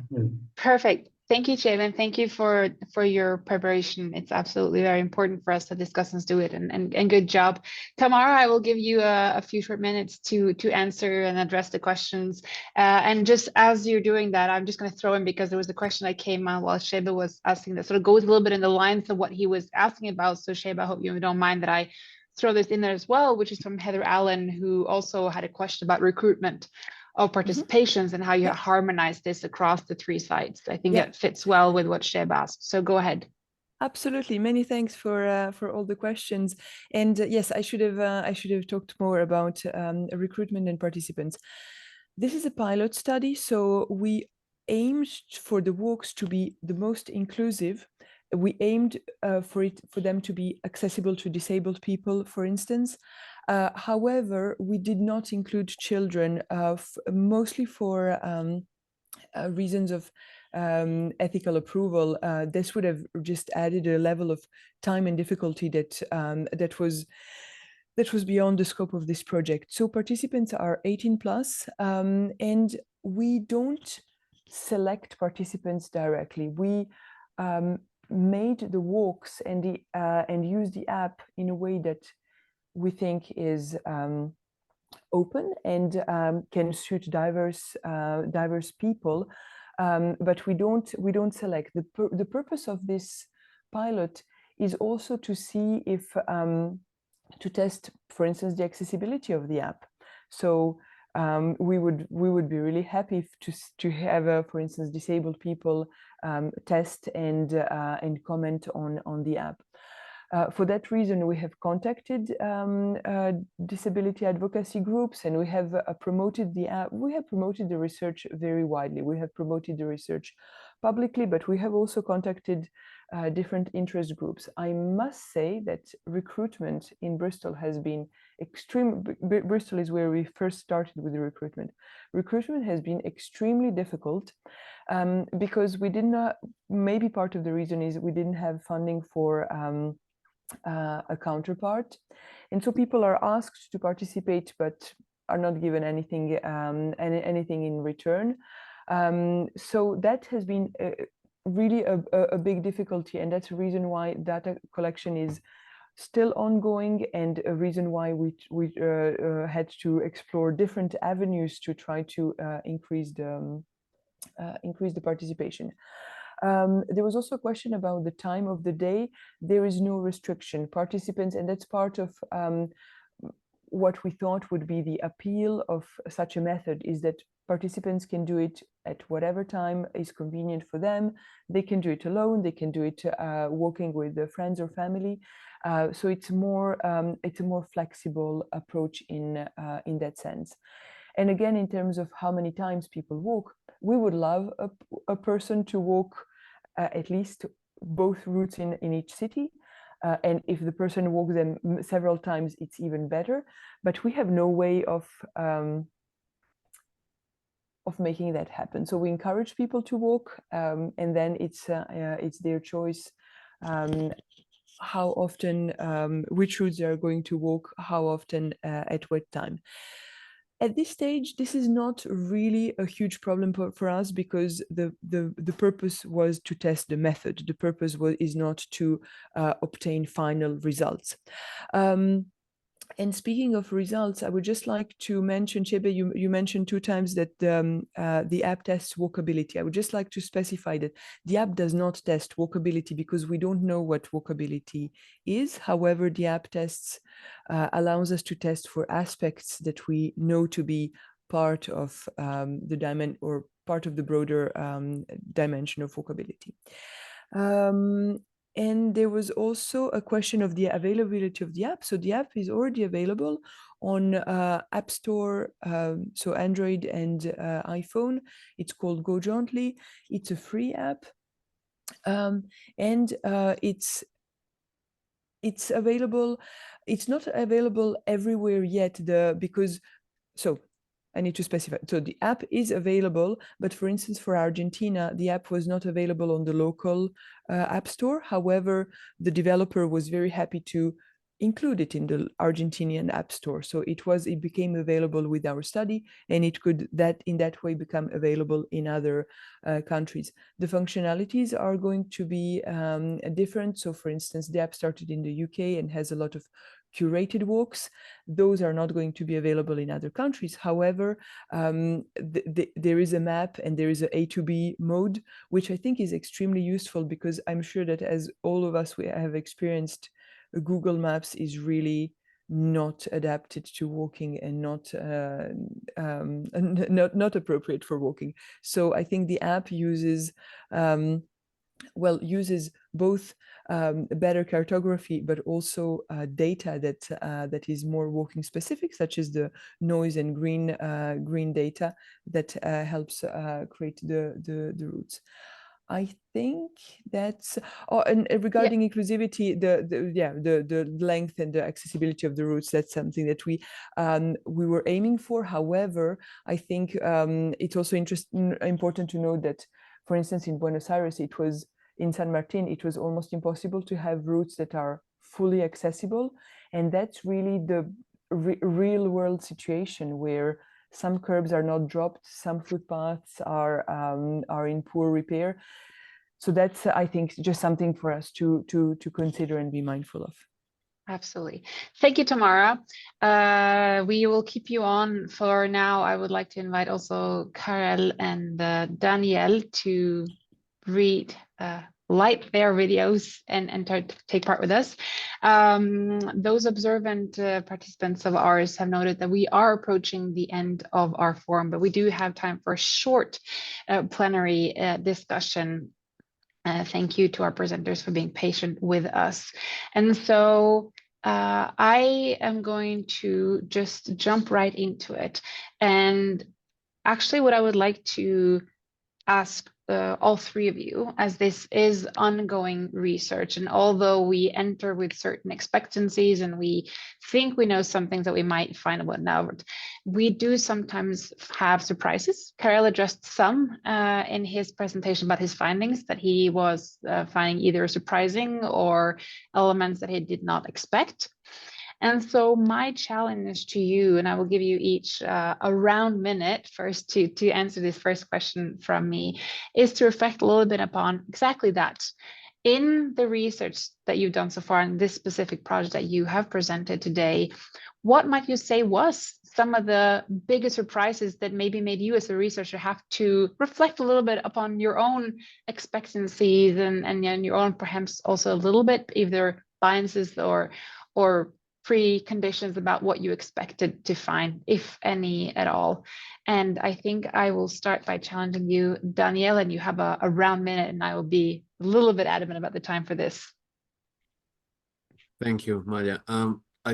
I can say that the project was full of surprises, which range from basic stuff like we plan to use a specific model of a camera, and it turns out that GoPro doesn't sell that in Ghana. So back to the drawing board.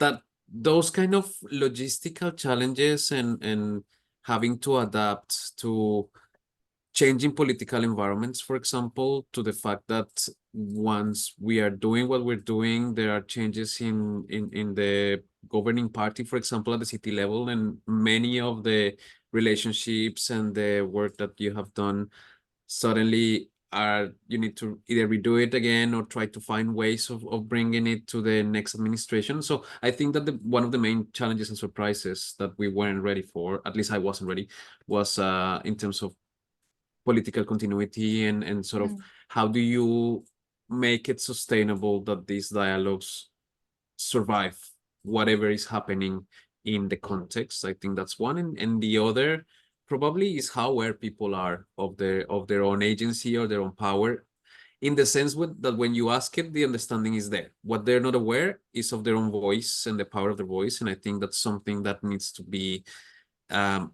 delved into much further, because it's something that we weren't prepared to come with, and now it's a matter of understanding or coming up with ideas about how to strengthen that voice. I think that I would stop there. Thank you. Same question to you, Karel. Your voice sound is very low. Okay. It's a little bit better, but not amazing. No clue what changed it. Move rooms and back to my. I'm moving closer to the core, the center of the Wi-Fi connection. Maybe that will help. So one,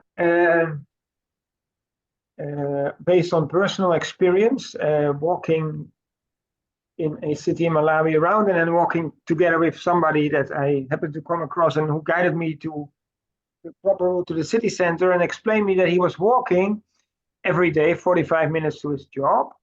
And he did so, if I understood it, my interpretation, basically, to allow his children to study in college or university.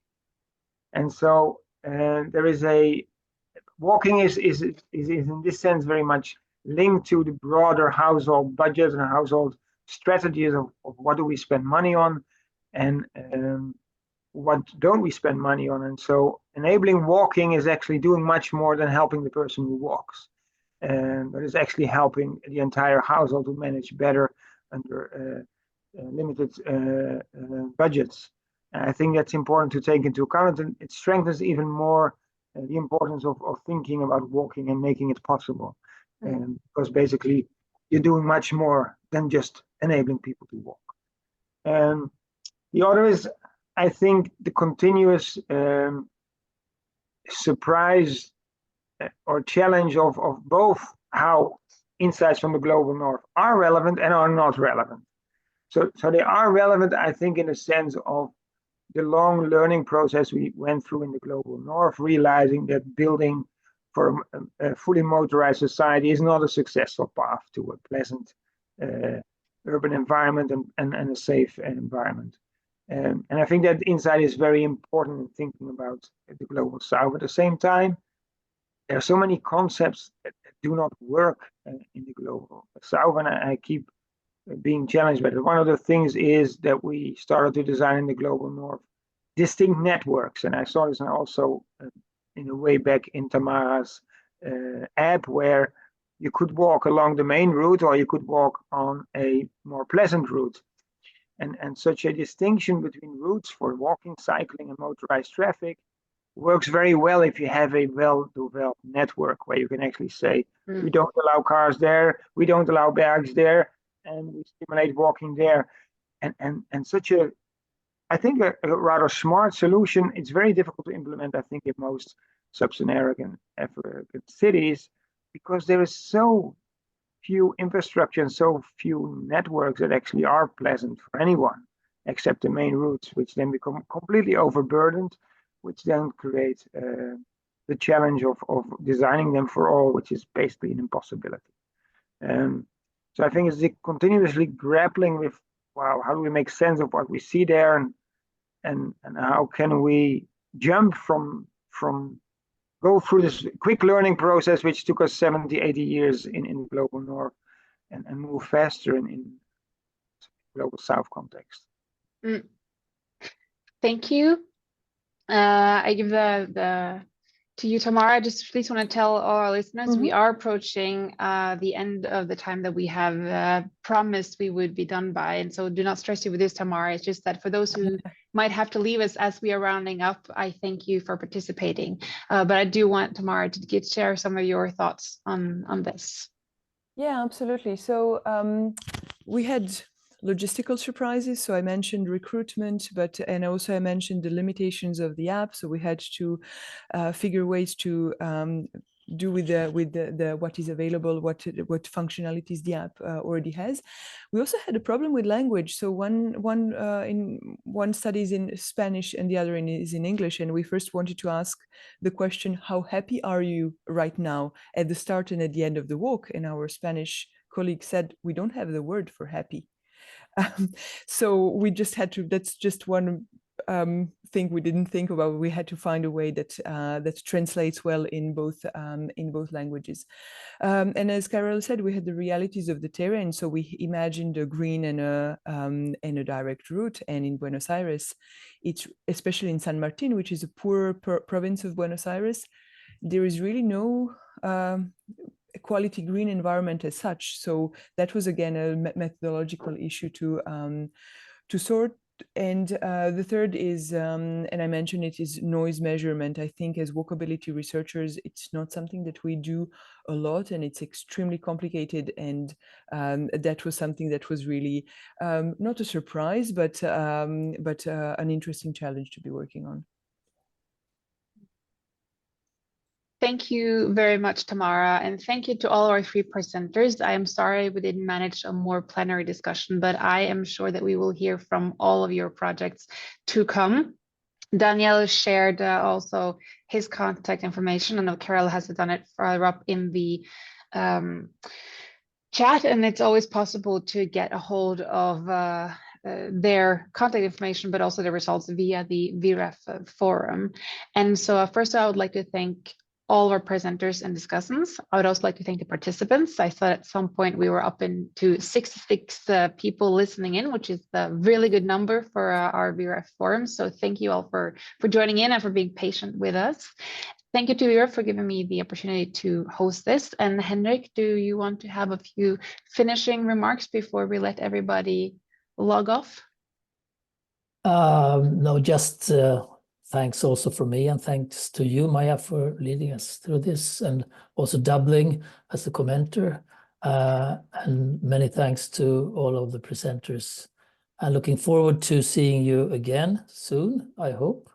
And yeah, enjoy the rest of the day or the night if it's very late where you are. Well, home and safe home, and take a walk. Yeah. Yeah. Bye to all. If you have the possibility, please come on your camera and we can see each other and have a waving goodbye. Bye-bye. Bye-bye. Great to see you all. Thank you so much for being with us today. I will do a screenshot of this. Thank you.